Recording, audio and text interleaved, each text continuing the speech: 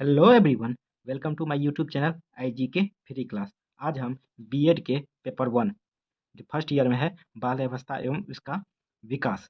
ठीक है।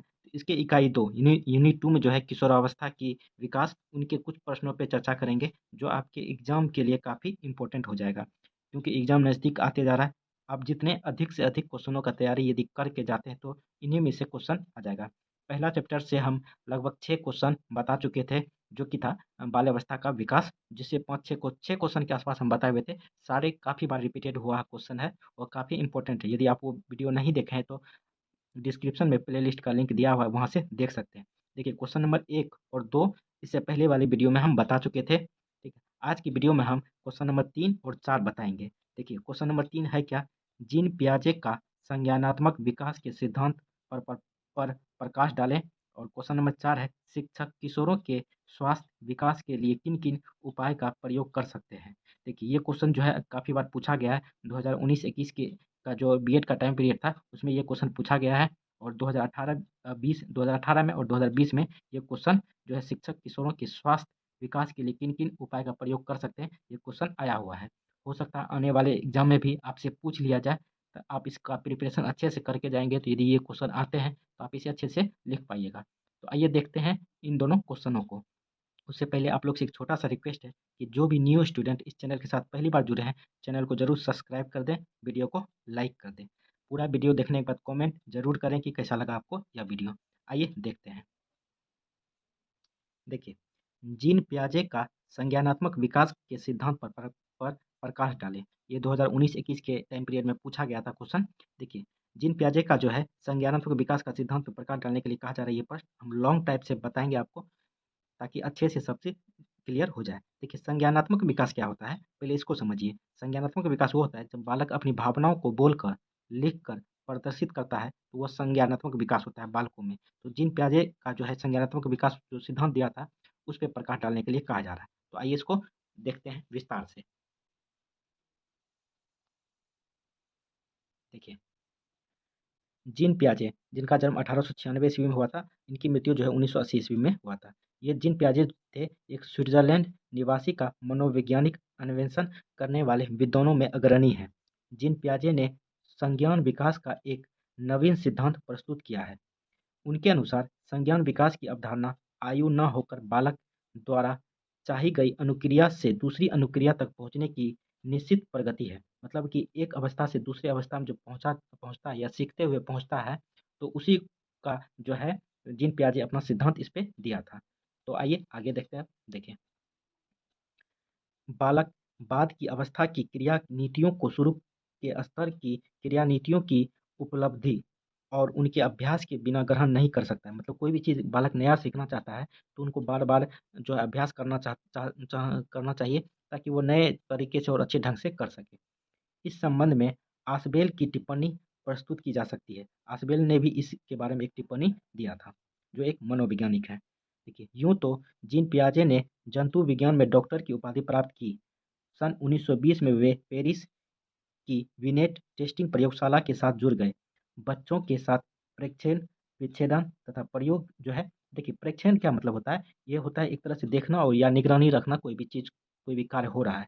विच्छेदन मतलब होता है एक तरह से खंडन, और प्रयोग तो समझते हैं कि कोई भी चीज़ प्रयोग करके बनाया जाता है, नया-नया चीज़ करके। ठीक है, आइए आगे देखते हैं। देखिए, करते हुए उन्होंने ज्ञानात्मक विकास या बाल बोध ग्रहण करने के संबंध में अपने शैक्षणिक सिद्धांत का प्रतिपादन किया। पियाजे ने अपने अध्ययन अपनी ही 3 संतानों पियाजे ने जो प्रयोग किया था, वो अपने ही 3 संतानों पे किया था। संतानों का परीक्षण करते हुए आरंभ किया। इस शुरुआत के क्रम में उन्होंने आगे अन्य बच्चों पर भी अध्ययन किया। जब अपने ही बेटे पे या अपने ही पुत्र पे जो किया था, हाँ, संतानों पे किया था, आगे चलकर जो है अन्य बच्चों पर भी यह प्रयोग वह किया था पियाजे ने। आइए जानते हैं पियाजे के संज्ञानात्मक विकास के सिद्धांत की कुछ महत्वपूर्ण संप्रत्यय। ठीक है, संप्रत्यय का क्या अर्थ होता है? एक तरह से दृढ़ विश्वास इसको मान सकते हैं। संप्रत्यय मतलब दृढ़ विश्वास। देखिए, पियाजे के संज्ञानात्मक विकास के सिद्धांत की व्याख्या करने से पहले इस सिद्धांत के कुछ महत्वपूर्ण संप्रत्ययों को निम्न रूप से देख सकते हैं। तो सबसे पहले इसको देख लेते हैं कि इसको कैसे हम समझ सकते हैं। सबसे पहले है अनुकूलन। अनुकूलन होता क्या है, इसको जानने का पहले प्रयास करते हैं। देखिए, पियाजे के अनुसार बालकों में वातावरण के साथ असमंजस्य यानी एडजस्टमेंट, असमंजस्य मतलब एडजस्टमेंट, किसी के साथ असमंजस्य करना मतलब एक तरह से एक दूसरे को समझना करने की जन्मजात प्रवृत्ति होती है, जिसे अनुकूलन कहा जाता है। मतलब अनुकूलन वह होता है कि कोई भी चीज़ के साथ अपना लगाव बढ़ाना जो है वह अनुकूलन कहलाता है। उन्होंने अनुकूलन प्रक्रिया की दो उपक्रियाएं यानी सब प्रोसेस बताई है, आत्मसत्करण तथा समायोजन। इन दोनों में समानता यह है कि ये दोनों ही उपक्रियाएं स्वयं एवं वातावरण की वस्तुओं के बारे में सूचना प्राप्त करने की मूल योजना है। आत्मसत्करण एक ऐसी प्रक्रिया है जिससे बालक समस्या के समाधान के लिए या वास्तविकता से समायोजन करने के लिए पूर्व में सीखी गई मानसिक क्रियाओं का सहारा लेता है। मतलब किशोरावस्था से पहले जो वो सीखा है बाल्यावस्था में, उसको किशोरावस्था में लागू करने का एक अपने से करने का एक आत्मसत्करण कहलाता है। ठीक, तो आइए अब आगे देखते हैं।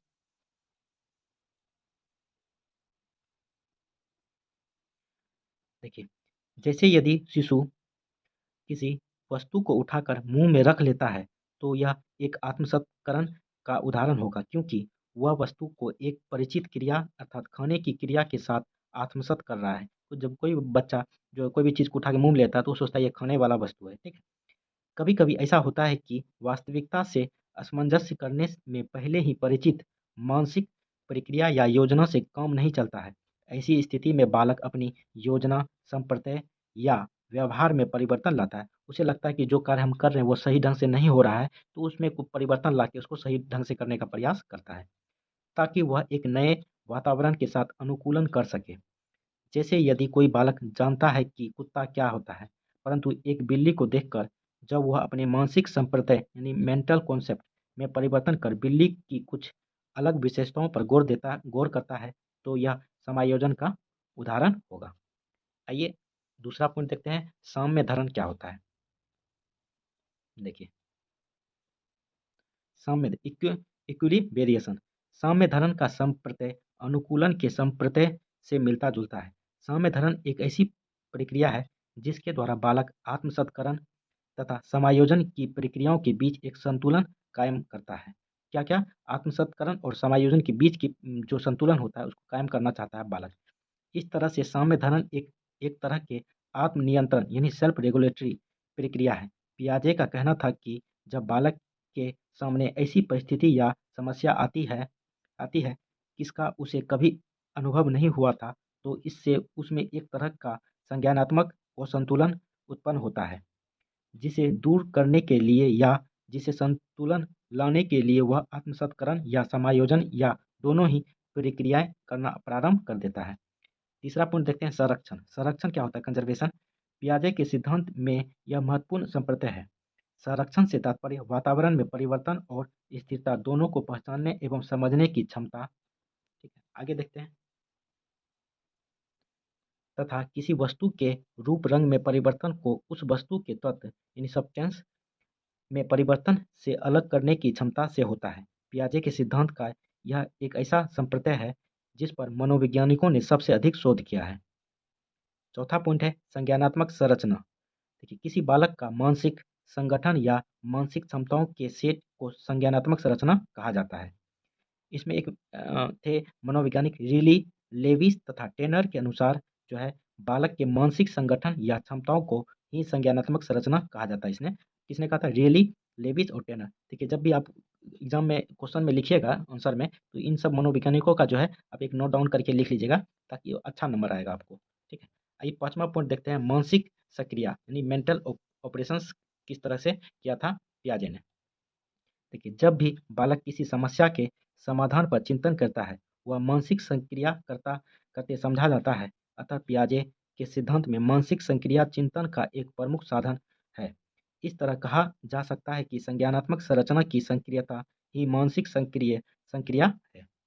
उसके बाद छठा पॉइंट देखते हैं, स्कीम्स क्या था उसको समझने का प्रयास करते हैं।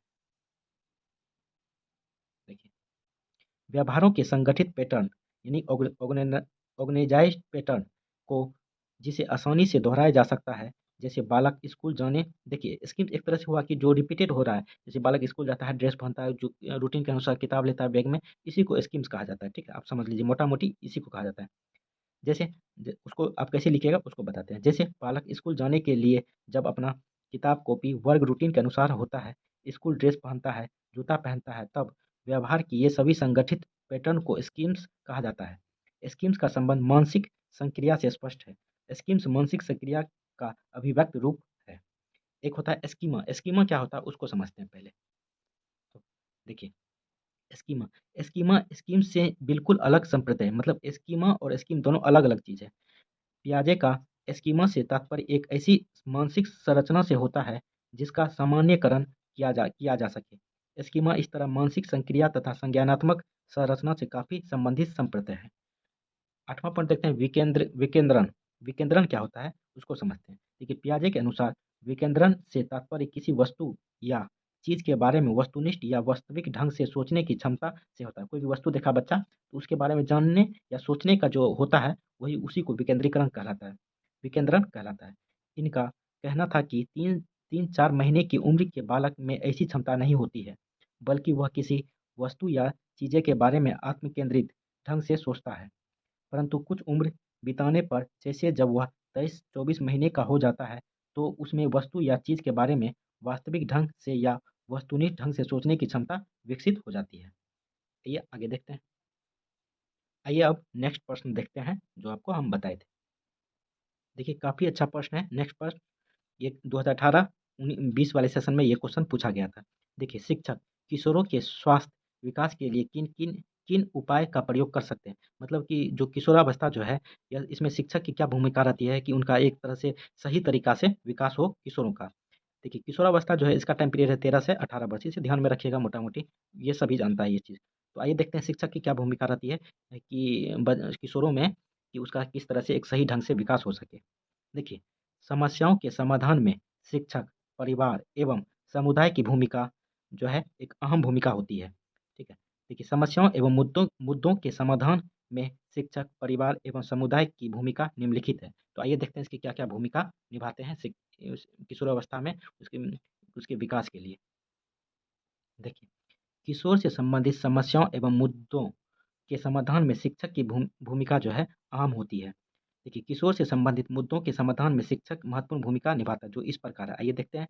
देखिए, पहला है साथी दबाव से संबंधित समाधान। क्या होता है? देखिए, साथी दबाव के समाधान में शिक्षक की भूमिका निम्नलिखित है। कैसे होती है उसको देखते हैं। 4-5 पॉइंट देख लेते हैं इसका। देखिए, किशोरों की क्षमताओं एवं योग्यताओं तथा आत्मसम्मान को बढ़ावा देना ये शिक्षक का कार्य है। महत्वपूर्ण वयस्कों और किशोरों के मध्य सकारात्मक संबंधों को प्रोत्साहित करता है। ये टीचर इनका कार्य है। किशोरों एवं परिवारों के लिए मूल शिक्षा कार्यक्रमों को प्रोत्साहन देना भी एक टीचर का कार्य होता है। नकारात्मक व्यवहारों का विरोध करने के लिए युवाओं विशिष्ट एवं आवश्यक कौशल प्रदान करना भी जो है एक टीचर का काम होता है। आइए दूसरा पॉइंट देखते हैं। नशावृत्ति निषेध करने हेतु युवाओं की सहायता करना, ये इसमें भी टीचर की एक अहम भूमिका यानी शिक्षक की एक अहम भूमिका होती है। देखिए, नशा मुक्ति हेतु छात्रों की सहायता करने में अध्यापक की निम्नलिखित भूमिका है। देखिए, शैक्षिक प्रणाली में जनशक्ति प्राथमिक रोकथाम कार्यक्रमों के लिए मुख्य संसाधनों के रूप में माना जा रहा है। वे छात्रों की सूचनाओं एवं अभिवृत्ति के विषय में संपर्क करने हेतु प्रशिक्षित हो जाते हैं। दूसरा पॉइंट है कि छात्रों के लिए पाठ्यक्रम में ड्रग्स शिक्षा के कार्यक्रमों को सम्मिलित किया जाना चाहिए। इससे शिक्षक नियमित कौशल निर्माण निर्माण जो है प्रशिक्षण कार्यक्रमों से युक्त होता है तथा महत्वपूर्ण भूमिका निभाता है। तीसरा पॉइंट है मीडिया इंटरनेट मुद्दों से संबंधित समाधान। ये इसमें भी टीचर एक अहम भूमिका निभाते हैं। देखिए, मीडिया का इंटरनेट के माध्यम से युवा मुद्दों से संबंधित समाधान इस प्रकार करते हैं टीचर। देखिए, पहला है युवाओं को अन्य रुचियों एवं सामाजिक गतिविधियों के प्रति आकर्षित करके उन्हें इंटरनेट मीडिया की गलत आदतों से दूर रखा जा सकता है। चिकित्सा का समय-समय पर उपयोग करके किशोरों के इंटरनेट उपयोग को नियंत्रित करने का अत्यधिक बढ़ावा दिया जा सकता है। तीसरा पॉइंट है संज्ञानात्मक व्यवहारिक चिकित्सा के माध्यम उचित सामाजिक संपर्क को प्रोत्साहित करके अर्जित ज्ञान को प्रोत्साहित करते हैं। मतलब जो भी अच्छा चीज़ है इंटरनेट पे उसे देखने के लिए प्रोत्साहित करना।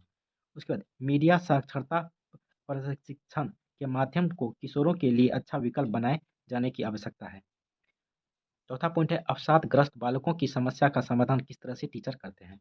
अवसादग्रस्त बालकों की समस्या के समाधान में माता-पिता एवं शिक्षक निम्न प्रकार से सहयोग दे सकते हैं। कैसे उसको देखते हैं। देखिए, इस प्रकार के किशोरों की जानकारी देख कि माता-पिता, प्राचार्य, शिक्षक सहकर्मी इत्यादि भावपूर्ण संबंध समर्थन देंगे, जिससे उसका आत्मविश्वास बढ़े किशोरों का। आइए आगे देखते हैं अब। देखिए, दूसरा पॉइंट है छात्र को वास्तविक संसार में सक्रिय रहने के लिए प्रोत्साहित करें। तीसरा पॉइंट है व्यायाम के माध्यम से भी अवसाद के लक्षणों को कम किया जा सकता है। एकांत से अवसाद बढ़ता है, अतः मित्रों को उससे मिलने-जुलने तथा साथ रहने के लिए प्रोत्साहित करते हैं। चौथा पॉइंट है उन्हें सामाजिक गतिविधियों जैसे खेल आदि का सुझाव दें, ताकि उनको अवसाद की भावना मतलब गलत भावना कम हो। एक पाँचवां पॉइंट देखते हैं अकेलापन, पारिवारिक संरचना एवं बढ़ते अनुशासन संबंध समाधान किस तरह से किया जा सकता है किशोरों में। देखिए, इस समस्याओं का समाधान निम्नलिखित तरीके से कर सकते हैं। कैसे? आइए देखते हैं। किशोरों के व्यवहारों को जानने का प्रयास करें तथा साथ समय व्यतीत करें। किशोरों के देखिए, दूसरा पॉइंट है किशोरों के साथ उचित एवं मैत्रीपूर्ण संपर्क द्वारा अकेलेपन को दूर किया जा सकता है। यदि कोई किशोर जो है अकेला है, तो उसके साथ मैत्रीपूर्ण व्यवहार करके उनका अकेलेपन को दूर किया जा सकता है। तीसरा पॉइंट है किशोरों को विभिन्न परिवर्तन के विषय में समझाया जाना चाहिए, ताकि उनकी भावनाओं को समझने का प्रयत्न करना चाहिए। किशोरों के मन में जो भी भावना है, तो विभिन्न प्रकार की बातें करके उनकी भावनाओं को समझना चाहिए। आइए नेक्स्ट पॉइंट देखते हैं। देखिए, किशोरों की समस्याओं को समझना चाहिए तथा उनके साथ मित्रवत व्यवहार करना चाहिए। किशोरों की जो समस्या है उसकी समझना चाहिए, उनके साथ एक मित्रवत व्यवहार करना चाहिए। देखिए, किशोरों पर आवश्यकता से अधिक नियंत्रण या अनुशासन एवं पुरस्कार या छूट नहीं दी जानी चाहिए, ताकि वो गलत काम में ना पड़ जाए। इस प्रकार से किशोरों की अकेलेपन, पारिवारिक संरचना एवं बढ़ते अनुशासन की समस्याओं के समाधान में माता-पिता एवं अध्यापक महत्वपूर्ण भूमिका निभा सकते हैं।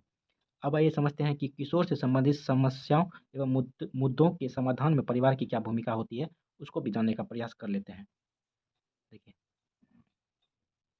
अधिकांश अभिभावक परवरिश का अर्थ केवल अपने बच्चों की खाने-पीने, पहनने-ओढ़ने तथा रोज़मर्रा के आवश्यकताओं को पूरा करने से लगाते हैं।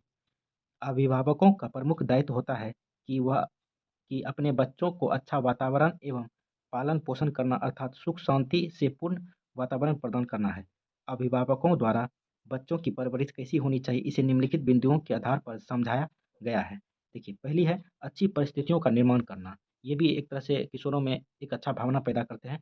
देखिए, बालक जब जब परिवार में जन्म लेता है, तब माता-पिता का यह दायित्व होता है कि वह बालक के लिए उत्तम परिस्थितियों का निर्माण करें।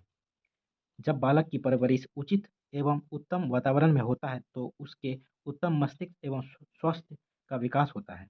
देखिए, बच्चों में अच्छी आदतों का निर्माण करना भी एक परिवार का कार्य होता है। देखिए, माता-पिता द्वारा बच्चों को मूल्यों की शिक्षा दी जानी चाहिए। जो भी अच्छी चीज़ है, उसकी शिक्षा दी जानी चाहिए माता-पिता के द्वारा। अपने से बड़ों के पैर छूना, प्रणाम करना आदि, ये सब एक तरह से मूल शिक्षा हुआ। इसके साथ-साथ उनके समक्ष स्वयं भी वैसा ही व्यवहार करना चाहिए, क्योंकि बच्चों को जो सीखते हैं वह तो वे सीखते ही हैं, साथ ही अन्य लोगों के द्वारा जो कार्य करते हैं वो भी सीखते हैं। आइए आगे देखते हैं। देखिए, परिवारजनों द्वारा किए गए व्यवहार को भी सीख लेते हैं। अतः बालकों में उत्तम आदतों का निर्माण करने के लिए अभिभावकों का को भी अच्छा व्यवहार करना चाहिए बच्चे के सामने। उत्तम चरित्र का निर्माण, फॉर्मेशन ऑफ आइडियल कैरेक्टर्स। बच्चों में माता-पिता द्वारा उत्तम चरित्र का निर्माण करना अत्यंत आवश्यक है। माता-पिता द्वारा बच्चों को नैतिक मूल्यों एवं आदर्शों की शिक्षा प्रदान की जानी चाहिए। यह तभी संभव है जब माता-पिता एवं अन्य परिवारजन बालक को नैतिक एवं पौराणिक कहानियों सुनाकर उनके मन एवं मस्तिष्क में आध्यात्मिकता की भावना को जागृत करें। इस तरह से वह उत्तम चरित्र का निर्माण कर सकता है। चलिए, कैसा लगा वीडियो कमेंट करके आप लोग ज़रूर बताएँ। आइए नेक्स्ट वीडियो में जो प्रश्न बताएँगे उसको नेक्स्ट वीडियो में जो आपको हम प्रश्न बताएँगे, क्वेश्चन नंबर 5 और 6 बताएँगे। देखिए, क्वेश्चन नंबर 5 क्या है? किशोरावस्था एक संघर्ष एवं तूफ़ान का काल है, स्पष्ट कीजिए। ये 2018-20 के एग्ज़ाम में पूछा गया था। किशोरावस्था की विशेषताओं का वर्णन करें, ये भी काफ़ी इम्पोर्टेंट हो जाएगा। ये दोनों क्वेश्चन काफ़ी इम्पोर्टेंट हो जाता है। तो आने वाली वीडियो में हम आपको क्वेश्चन नंबर 5 और 6 बताएँगे। कैसा लगा वीडियो कमेंट करके आप लोग ज़रूर बताएँ, क्योंकि आप लोग का एग्ज़ाम नज़दीक आते जा रहा है, तो अधिक से अधिक क्वेश्चनों का रिवीजन आप लोग ज़रूर करते जाएँ और हम आपको करवा ही रहे हैं। इससे पहले भी हम काफ़ी वीडियो अपलोड कर चुके हैं। आप यदि वो नहीं देखे हैं, तो आप मेरे डिस्क्रिप्शन में प्लेलिस्ट का लिंक दिया हुआ है, वहाँ से देख सकते हैं और अपना तैयारी और अच्छे ढंग से कर सकते हैं। चलिए, थैंक यू दोस्तों, जय हिंद।